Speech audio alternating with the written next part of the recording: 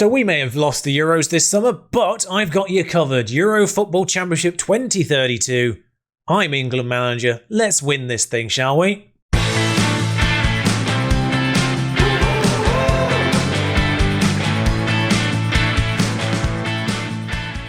That was the most salesman entrance I'm ever going to do. Right, first things first, I have already recorded the first match of this. It wasn't in full, then I realised I was recording in the wrong dimensions. So that's not going in the episode. Good news is I plan to bring you Holland as a full game, and it is the second game in our group. We've won the first one against Serbia 3-1, had to come from behind, but 3-1 nonetheless. Now weirdly, we were the opening group. I just realised we're not even on the right day. I saw the word fixtures. Right, there we go. In fact, I may need to click once more because Israel and Serbia fight it out. Yep, there we go. That was actually Scotland. Now it's England versus Holland. There we go. Serbia weirdly doing exactly the same result we did against them. But the fact that Israel lost 2 from 2, that kind of puts us in a good position going into the final game. Win this, we're pretty much sorted. Now this is my first 11 for this tournament, and I'm going to sense a deja vu because I've already run through this in squished format. So here we go again. Baxter's going to be in goal, Kovalev on the left, Parkinson and Courage in the middle, Alexander-Arnold at right back, Grimes and Wright in the middle. Now, the Wright wasn't fantastic last time out.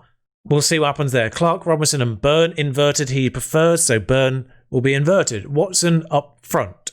It's just mostly because he's got a stronger left foot. Now the bench is mostly great rotation players. Max Aarons is here because Brian Irving's injury. Foden's a bench player these days now. Yeah, Marby and Bellingham for York. We'll see how that one pans out. It depends if we lose anyone, I think. But this is basically the York formation with... In fact, let me just get these back on there. But of course, we do have players like Wright and Watson, 2 players who've been played out of position pretty much the entire time by their clubs just because of their confusing capabilities. Particularly Adam Wright, who actually has a normal face on this because he was in my squad on loan when I got the faces in the first place. So lucky for him, I guess. But yeah, he's got perfect circle on striker, so Man City play him as a striker quite often. And then I get reports that he hasn't scored in 12 games because he's a midfielder. And like obviously, we've seen Watson being played in the midfield quite a lot for Chelsea. We've commented on this quite often. But yeah, he's a striker. So I'm going to be playing him as a striker. Funny how that works. That's the first 11, basically. Now, Holland are the hosts. Despite the fact they didn't play the opening game. I don't know if that's just because they're sort of a dual host. I don't know if that just removes the first match one. But yeah, we played the first game of the tournament, which was odd.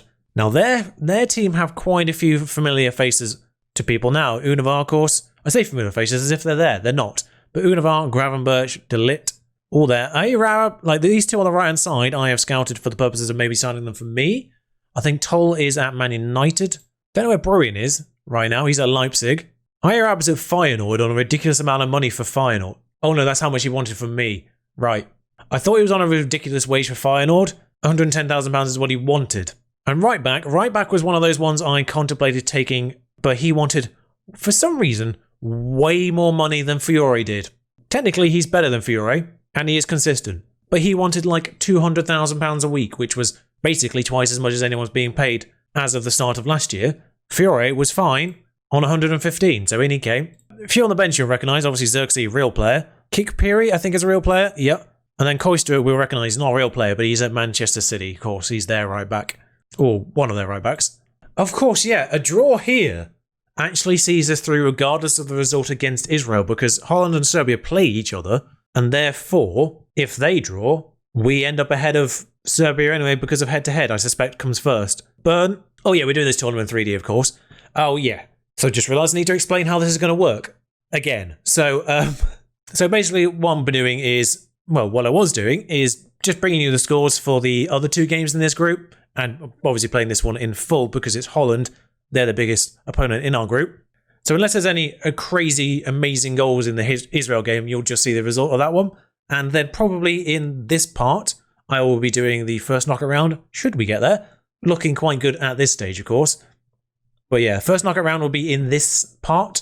And then any future parts or rounds will be in another part tomorrow. If we get, obviously, past the first knockout round here. So that's the idea for the Euros. I did say, obviously, back in the day that the England commitments would not interfere with my York ones, and I would not be replacing York episode with England ones. That turned out to be a lie. York will, of course, be back once we're done with all the Euro commitments, and I feel like Oh no, I feel like that might have been some kind of sending off situation. It's not. Oh, hang on. I just realised Trent on that free kick. I need to update the set piece takers again because he was taking corners, which left me with one defender. Right, there we are. That's Carl Robertson on both sides of the corners, which now leaves me with 2 defenders back on corners again. Yeah, nearly got exploited by Serbia a couple of times. Thankfully, the one defender that was back was actually quite useful. Anyway, Holland are coming forward here. I don't like this. Did that come from a chance of our own? I didn't see that. Anyway, Arab's coming forward here. Bean, Arab, Courage heads clear. And that's punted all the way forward. The camera had to catch up there. Watson on the ball now. Watson, I think that was a save. Burn. I mean, I suspect the Watson shot was the highlight. Yes, there we go. Now keep an eye on those midfield two, Grimes and Wright. They were the weak link last time. Like, Wright came off with a 6.4. Grimes did kick things up a little bit towards the end, I think, but he was on a 6.5 at that stage. I think he went up to probably 6.7. But here we go. Watson finds Burn. Whips it right across. Billy Clark. Sorry, what? Where was their defence? How did Billy Clark get, just there? How was he onside to start with? Oh, what? The movement there by Billy Clark and the lack of movement from their defender is inexplicable. I think that was Bean. I think I might have made the right choice with Fury in the end then. Now, naturally, I would probably prefer to top the group just because law of averages would probably state that we would get a slightly easier opponent in the second round. That doesn't always happen, of course. Probably want to be top of this group. So winning here, pretty much, obviously winning here would actually completely serve that because head-to-head on both the teams that could potentially win Serbia versus Holland, we will be ahead of them regardless, which would allow me to play completely rotated in the next match against Israel, which obviously would be ideal. 73 minutes on the clock. I'm sort of leaving this first 11 out here as long as possible just to maybe get that. All right, Courage is... I don't think there was a highlight in that. Was there? Was there a shot? Was there a block shot or something? I didn't see it. Martson. Now, if this ends up a draw, this isn't ideal, right? Bert Schneider. I don't like you.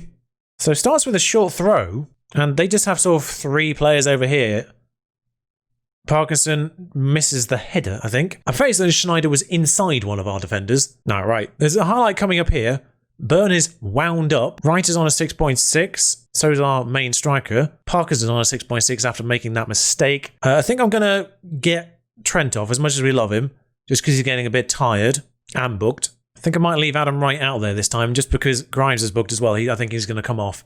Adam Wright does relish a big match. I think it says thrive. Oh, there we are. We did score immediately again, so that's helpful. Nathan Watson. Who's their goalkeeper? Where does he play? I feel like I didn't recognise him in their original 11 when we saw it.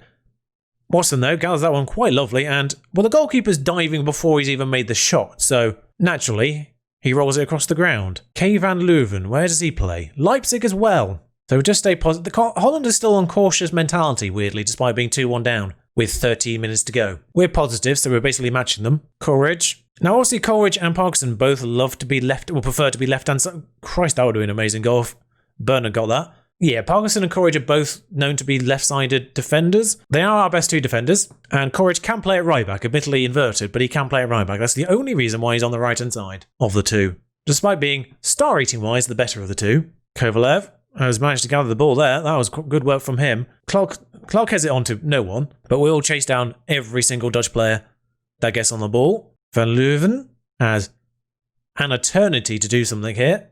And what he's done is, we'll almost kick it straight out. Well, that was a baffling exchange of play, as 2 different people keep the ball in just to give it to the opponent. Kovalev has regathered the ball in. Kovalev just secretly being a tackle merchant over there.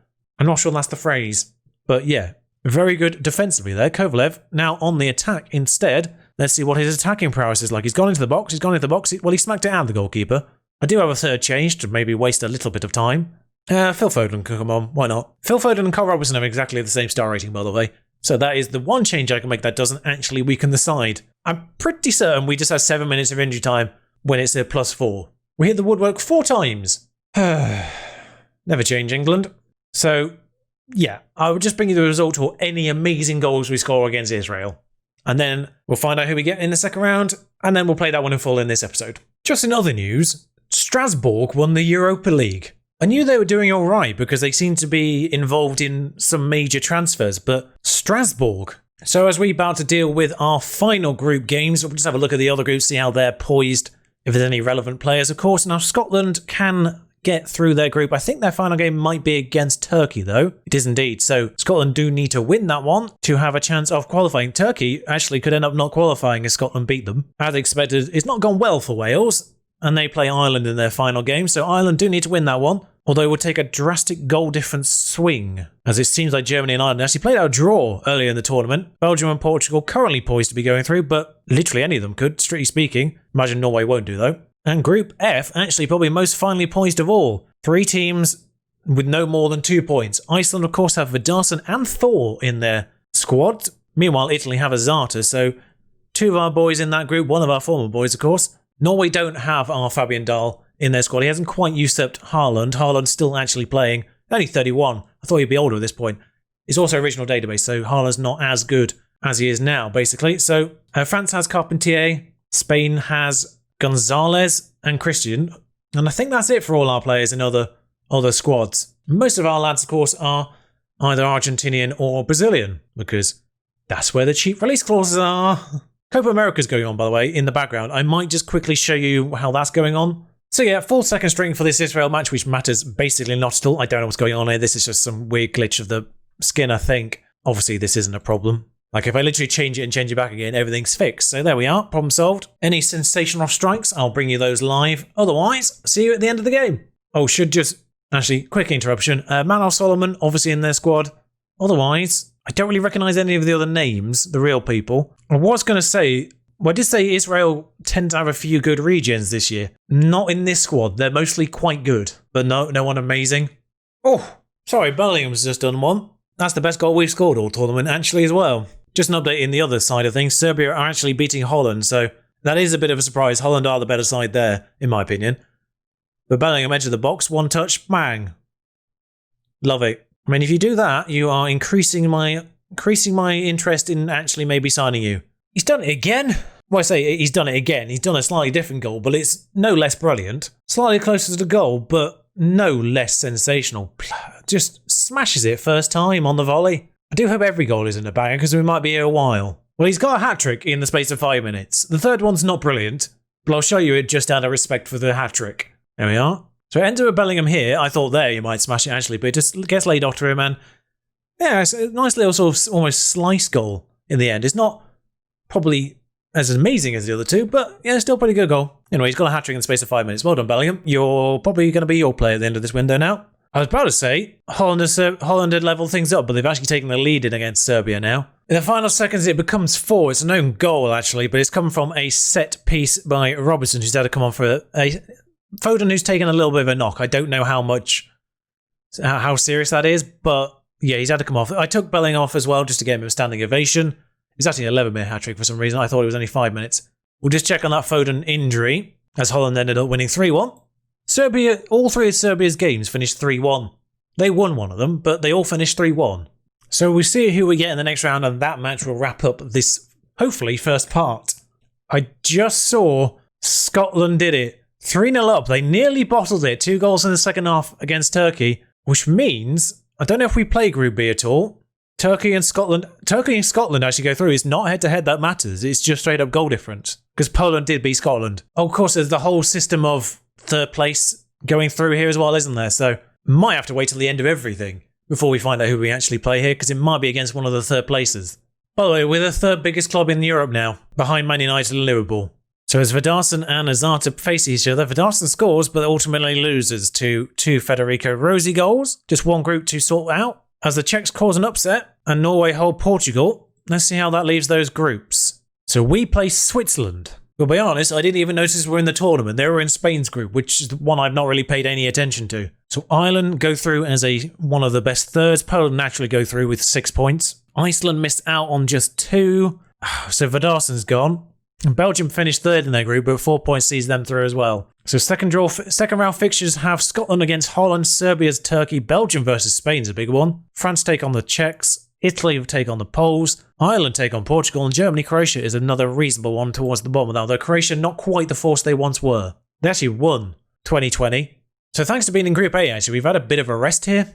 York season's expectations. Not a lot of wiggle room in this. I can either be finalist or winner. Quick good news on the York front. Rick is now actually an English citizen, so one down. I did wonder when this would happen. He was too good to stay at Roma for the entire time, although that's an insulting amount of money.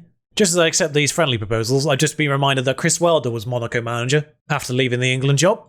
So a quick update on the Copa America, which I did not realise Australia were a part of. Pretty much going as you'd expect. So Croatia eliminate Germany, which is a big upset. As things stand, Croatia have fallen. I say fallen, they've fallen to 12th in the world.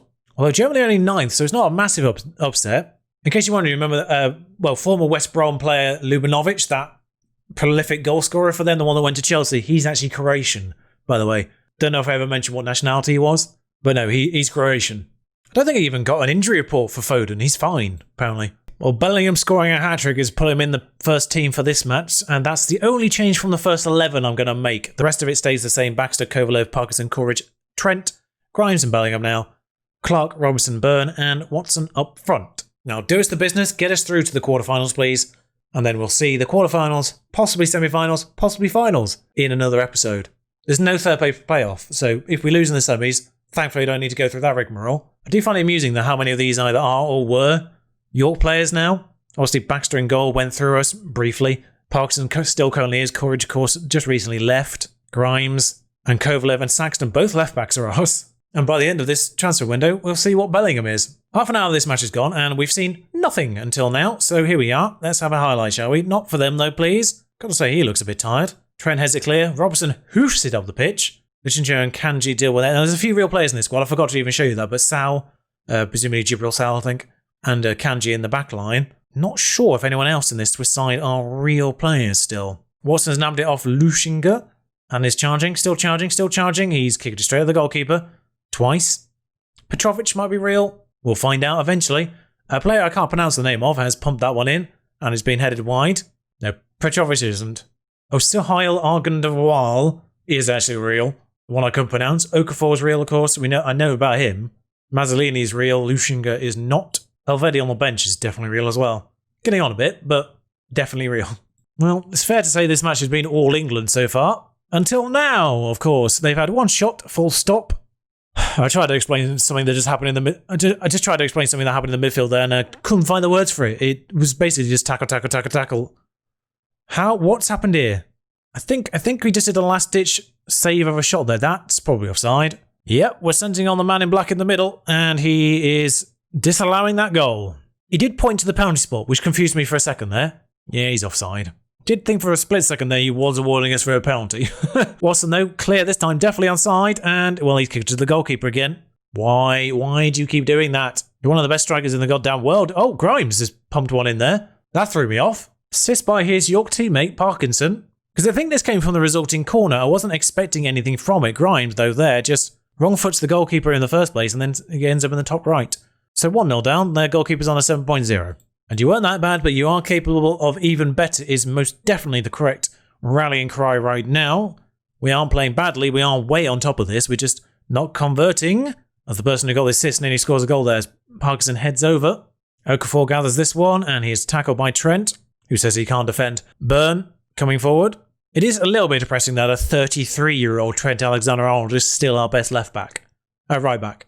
Pretty much every other player in the squad is now a new gen. In terms of the first 11, Bellingham's spot is debatable. Because I started with Wright there and he put in 2 average performances. But pretty much every other spot now is a new gen. Foden's was the last one to go, of course. Robertson's taken over that one for the time. Just. That's thrown in. And Engler collects. I don't think Kovalev's long throws are brilliant. Saxton's are.